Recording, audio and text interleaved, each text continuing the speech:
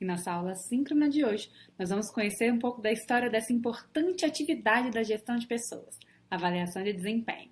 Vamos lá? Você já se deu conta que a gente avalia tudo à nossa volta o tempo inteiro? Por exemplo, quando você acorda, possivelmente se pergunta: será que eu dormi demais? Ou será que eu ainda tenho um tempinho para dormir? Mesma coisa quando você levanta e se pergunta: será que tá frio? Que tipo de roupa eu vou ter que usar? Se pergunta também: eu gosto do curso que eu faço? Ou do trabalho que eu desempenho na empresa que eu sou contratado? A gente se pergunta o tempo inteiro um monte de coisa. Isso não acontece só na nossa vida, acontece também dentro das organizações. As organizações elas precisam avaliar diferentes tipos de desempenho o tempo inteiro. Por exemplo, desempenho financeiro. A empresa ela precisa identificar como anda o balanço. O quanto ela gasta, o quanto ela tem de fluxo de caixa, por exemplo, quanto ela pode investir na própria organização. Um outro aspecto ligado a esse são as vendas. O quanto a empresa tem vendido, o quanto a gente pode comparar isso com determinados períodos anteriores ou até com os nossos concorrentes. A gente também pode avaliar as noções de gestão, como anda a gestão na nossa empresa, seja em setores específicos ou na empresa como um todo. A gente pode avaliar o marketing, a gente pode avaliar o operacional, uma série de outros aspectos. Mas por que a gente faz isso? Primeiro ponto é a noção de sobrevivência. A gente sabe que cada vez mais a gente tem uma concorrência. A gente precisa entender tanto de aspectos internos quanto de aspectos externos para conseguir se manter competitivo nesse mercado, mas não só isso, mas que a gente consiga chegar ao sucesso da nossa organização. E a gente pode dizer que empresas de sucesso são aquelas que conseguem captar, armazenar e alavancar o conhecimento dos seus colaboradores da melhor forma possível, o que a gente chama de gestão do conhecimento. Uma ferramenta que ajuda muito nesse processo de gestão do conhecimento é a avaliação de desempenho. Para que a gente consiga entender mais sobre essa avaliação de desempenho, é essencial que a gente conheça um pouco sobre a história dela. E é sobre isso que a gente vai falar aqui na nossa aula de hoje. Você tem ideia de quando surgiu a avaliação de desempenho? Vamos começar pensando de uma maneira bem ampla, não focando nas organizações ainda. Na verdade, a avaliação de desempenho não é uma atividade recente. Ela existe há tanto tempo quanto a própria humanidade.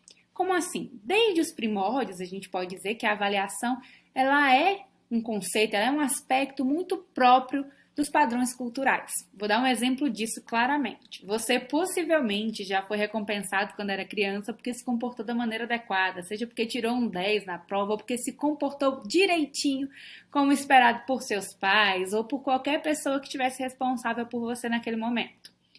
Não só quando você era criança, mas também em relação às pessoas que convivem com a gente costuma recompensar essas pessoas por seus comportamentos, porque elas cumpriram determinados objetivos, fizeram alguma coisa relevante. Para a gente entender ainda mais o quanto isso é antigo, a própria Bíblia fala sobre a avaliação de desempenho. Tem um trecho que fala que se o teu irmão pecar contra ti, vai corrigi-lo, mas em particular, a sós contigo. Isso é uma passagem que fala muito sobre o feedback. Bem clássico nas organizações, a gente pode dizer que o feedback positivo a gente pode compartilhar, falar na frente de outras pessoas, mas o feedback corretivo ou negativo, o ideal é que a gente faça somente com a pessoa que precisa modificar esse comportamento. Então, a própria Bíblia já traz um pouquinho sobre a avaliação de desempenho. Quando a gente vai para uma pergunta mais específica, falando sobre quando surgiu a avaliação de desempenho ocupacional, ou seja, dentro das organizações, a gente também fala que não é recente, mas a gente também volta para a Igreja Católica. Como assim? No século IV, Santo Inácio Loyola, que foi o fundador da Companhia de Jesus, propôs o que é entendido como um dos primeiros, talvez, sistemas de avaliação de desempenho. Ele utilizava, na verdade, um sistema combinado de relatórios e notas de atividades que eram desempenhadas pelos jesuítas. E isso era avaliado quando eles partiam para suas missões. Assim, os seus superiores conseguiam avaliar e fazer as anotações necessárias sobre o desempenho daqueles jesuítas, mesmo que isso acontecesse à distância. Depois disso, a gente tem um processo evolutivo gigantesco da avaliação de desempenho. No século XIX, lá nos Estados Unidos, dois períodos muito importantes merecem ser destacados. Primeiro, em 1842, o Serviço Público Federal americano implantou um sistema de relatórios anuais para avaliar o desempenho dos funcionários. Isso foi possível a partir de uma lei que foi sancionada no Congresso americano, instituindo a necessidade de realizar revisões anuais do desempenho desses colaboradores. Acontece que essa proposta acabou impulsionando outras empresas públicas e privadas a também avaliar o desempenho de seus colaboradores. Tempo depois, lá em 1880, o exército americano também desenvolveu um sistema para avaliar o desempenho de seus soldados. No século seguinte, também nos Estados Unidos, em 1917, na Primeira Guerra Mundial, o psicólogo Walter Scott, ele desenvolveu e aplicou o que é entendido como a primeira escala de medida do desempenho, uma avaliação que foi utilizada num processo de seleção de candidatos para uma vaga de vendedor. Um ano depois, em 1918, a GM, a General Motors, foi a primeira indústria a implantar um sistema de gestão de desempenho, nesse caso focado exclusivamente nos executivos da indústria. Esse período que a gente acabou de comentar aqui envolve a Primeira Guerra Mundial, que foi um impulso muito importante para o desenvolvimento de instrumentos de avaliação de desempenho. A ideia é que o exército americano ele queria separar e classificar o grande contingente de pessoal que possuía e também utilizar esse processo para promover os seus oficiais. Esse período é muito conhecido pelo foco da testagem, se chama de metáfora do teste. Como assim?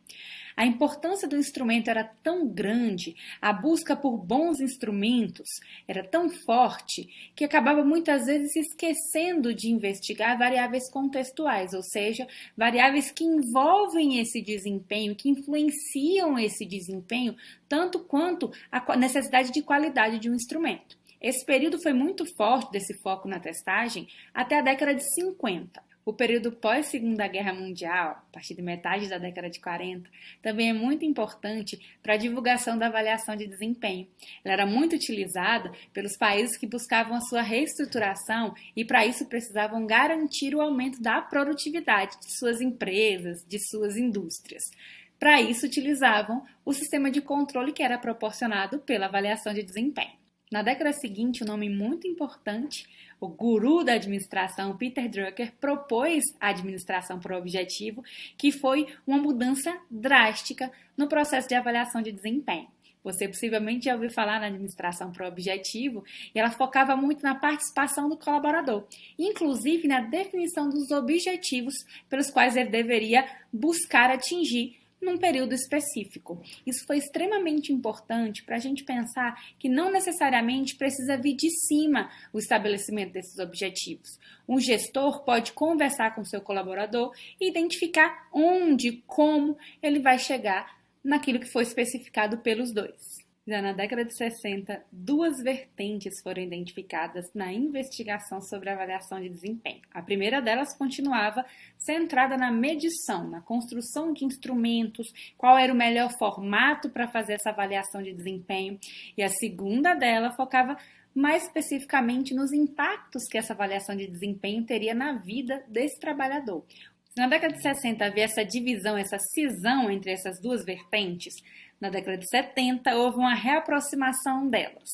Se focava tanto na medição quanto em enxergar a avaliação de desempenho como uma ferramenta que apoiasse o desenvolvimento dos colaboradores. Não apenas a avaliação pela avaliação, mas como ela poderia proporcionar um crescimento desse colaborador.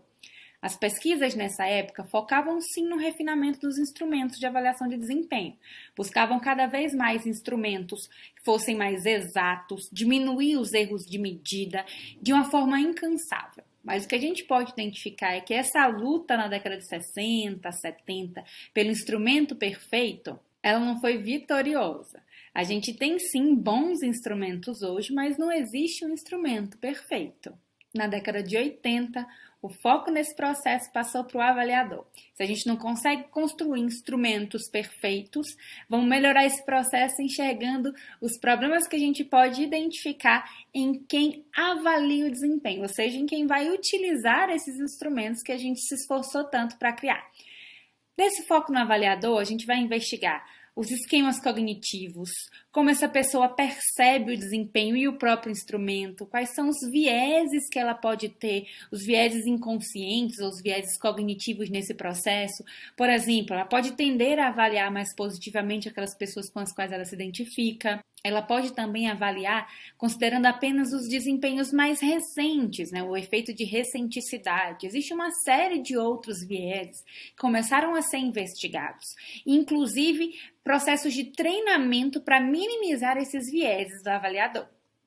Mas, focando em aspectos do avaliador, esse período deixou de prestar atenção em aspectos importantes que a gente já veio salientando lá desde o começo do século passado, que são os aspectos contextuais, que vão, de alguma forma ou de diferentes formas, impactar nessa avaliação, como o clima organizacional, questões político-econômicas, por exemplo, em momentos de crise econômica, os processos de avaliação de desempenho podem ser muito dolorosos. Então, a gente precisa considerar isso também nos processos de avaliação.